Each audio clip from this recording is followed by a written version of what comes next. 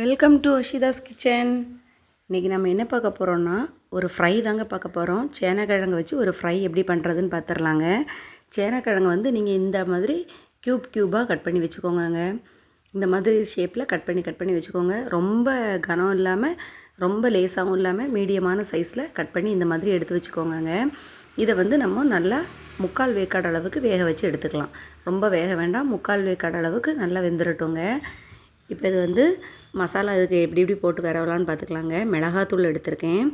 மிளகாத்தூள் வந்து 2 ஸ்பூன் எடுத்திருக்கேங்க. 2 ஸ்பூன் மிளகாத்தூள், 1 ஸ்பூன் வந்து கறி மசால் பவுடர், அதுக்கப்புறம் 1/2 ஸ்பூன் அளவுக்கு மஞ்சள் தூள், அப்புறம் கொஞ்சமாக உப்புங்க. அவ்வளோதான். இதுதாங்க இதுக்கு தேவையான பொருட்கள். இப்போ இதை வந்து கொஞ்சமாக எண்ணெய் விட்டுக்கலாங்க. உப்பு போட்டு நல்லா எல்லாத்தையும் மிக்ஸ் பண்ணிக்கலாங்க. கொஞ்சமாக எண்ணெய் சேர்த்துருக்கேங்க. எண்ணெய் சேர்த்து நல்லா எல்லாத்தையும் மிக்ஸ் பண்ணி விட்டுக்கலாம். நான் வந்து தேங்காய் எண்ணெய் சேர்த்துருக்கேங்க. சேர்த்துட்டு இந்த பாருங்கள் நல்லா இந்த மாதிரி மிக்ஸ் பண்ணிக்கோங்க. இந்த மாதிரி நல்லா மிக்ஸ் பண்ணிவிட்டு இப்போ கொஞ்சமாக தண்ணி விட்டுக்கலாங்க. தண்ணி விட்டு நல்லா சேர்த்து மிக்ஸ் பண்ணி விட்டுக்கோங்க. தண்ணி சேர்த்துக்கலாம் கொஞ்சமாக. சேர்த்துட்டு இப்போ நல்லா மிக்ஸ் பண்ணிக்கோங்க. நல்லா எல்லா பக்கமும் நல்லா மிக்ஸ் ஆகிரட்டும். நல்லா எல்லாமே நல்லா கலந்து விட்டுருங்க. தண்ணி கொஞ்சமாக சேர்த்துக்கலாம். போதும். இப்போ இந்தளவு நல்லா மிக்ஸ் பண்ணி வச்சுக்கலாம்.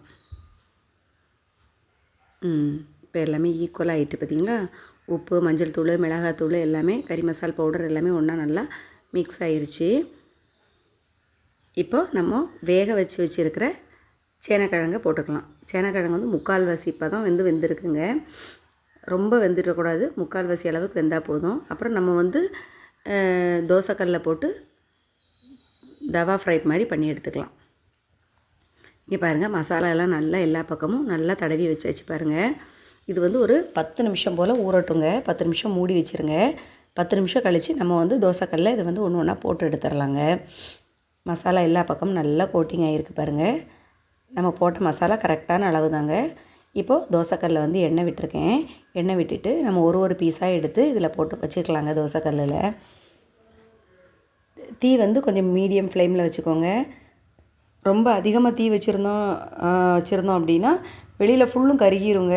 அதுக்கப்புறம் உள்ளே பார்த்திங்கன்னா இதாக இருக்கும். நம்ம தீயை வந்து ரொம்ப கம்மியாக வச்சுருந்தோன்னா கரெக்டாக ஈக்குவலாக எல்லா பக்கமும் ஒன்று போல் வெந்துருங்க. இப்போ தோசைக்கல் எல்லாத்தையும் வச்சிடலாம்.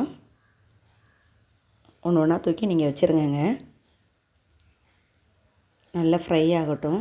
சூப்பராக இருக்குங்க. ரசம் சாதம், அதுக்கப்புறம் சாம்பார் சாதம், அப்புறம் கீரை, நம்ம கீரை பருப்பு போட்டு கூட்டு வைப்போம் பாருங்கள், அதுக்கு சைடிஷாக நல்லாயிருக்கும். தயிர் சாதமுக்கு சூப்பராக இருக்கும். நான் இன்றைக்கி வந்து புதினா ரைஸ் வச்சுருந்தேங்க. புதினா ரைஸுக்காக சைடிஷாக இந்த சேனக்கிழங்கு வந்து வச்சுருக்கேன். இந்த மாதிரி வெரைட்டி ரைஸ் எல்லாத்துக்குமே வந்து செம காம்பினேஷனாக இருக்குங்க. ரொம்ப நல்லாயிருக்குங்க. இந்த கிழங்கு வந்து நீங்கள் ஃப்ரை பண்ணி சாப்பிட்டு பாருங்கள். இதே மாதிரி ரொம்ப டேஸ்ட்டாக இருக்கும். பிள்ளைங்க கூட அழகாக விரும்பி சாப்பிடுவாங்கங்க. ஃபிஷ்ஷு ஃப்ரை அப்படின்னு சாப்பிட்டுக்குவாங்க. ஏன்னா நல்லாயிருக்கும். நம்ம கறி மசால் பவுடர்லாம் போட்டிருக்கோம் பார்த்திங்களா, அதனால நல்லாயிருக்கும் சாப்பிட்றதுக்கு. இப்போ இது மேலே கொஞ்சம் கருவேப்பிலை தூவி விட்டுருங்க. அப்படியே கருவேப்பிலையும் சேர்த்து இதோட ஃப்ரை ஆயிரும். வாசமாக இருக்கும், சூப்பராக இருக்கும். இப்போ திருப்பி போட்டுடலாம். அந்த பக்கம் ஃப்ரை ஆயிடுச்சுன்னா நம்ம திருப்பி போட்டுடலாங்க.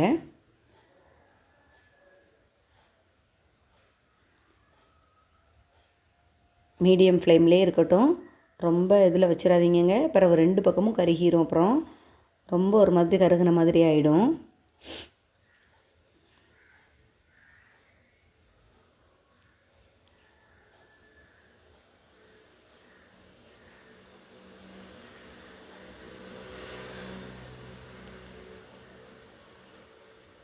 நல்லா சூப்பராக ஃப்ரை ஆகிட்டுருக்கு பார்த்திங்களா. உங்கள் வீட்டு குட்டீஸ்க்கும் செஞ்சு கொடுங்கங்க. எல்லோரும் நல்லா விரும்பி சாப்பிடுவாங்க.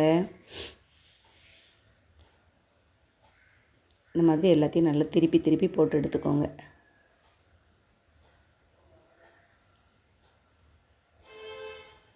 இப்போ பார்த்திங்களா நல்லா வெந்திருக்கு பார்த்திங்களாங்க. இப்போ அதோட கலரே கொஞ்சம் மாறி இருக்குது. உங்களுக்கே தெரியும் பாருங்கள். கலரே கொஞ்சம் மாறின மாதிரி இருக்கும். நம்ம இப்படி ஃப்ரை ஆகும்போது எப்படி இருந்தது, இப்போ பாருங்கள் திருப்பி போட்டதுக்கப்புறம் எப்படி இருக்குதுன்னு பாருங்கள். நல்ல டேஸ்ட்டாக இருக்குங்க. சூப்பராக இருக்கும்.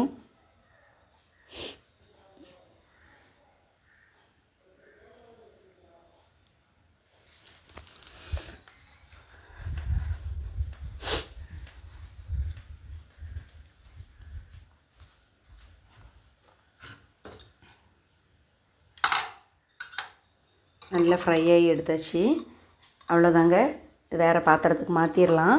தோசைக்கல்லில் இருந்து எடுத்து நான் வேறு பாத்திரத்தில் மாற்றி எடுத்து வச்சுருக்கேன். கலர் பார்த்திங்களாங்க, 2 பக்கமும் நல்ல ஈக்குவலாக ஃப்ரை ஆகிருக்கு. இப்போ நம்ம வந்து தீயை கூடுதலாக வச்சுருந்தோம்னா கருகி இருக்குங்க. இப்போ கரெக்டான பதமாக நமக்கு வெந்திருக்கு.